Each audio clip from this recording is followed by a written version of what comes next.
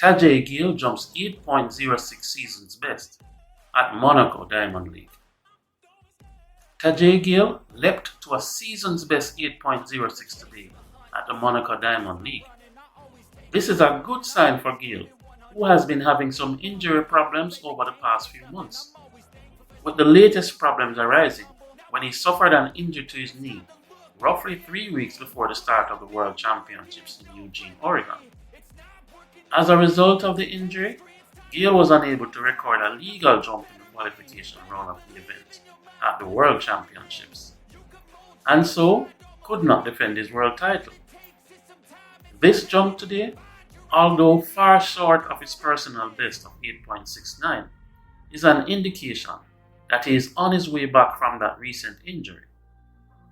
Hope you get back to 100% soon, Tajay, and best of luck for your upcoming competitions.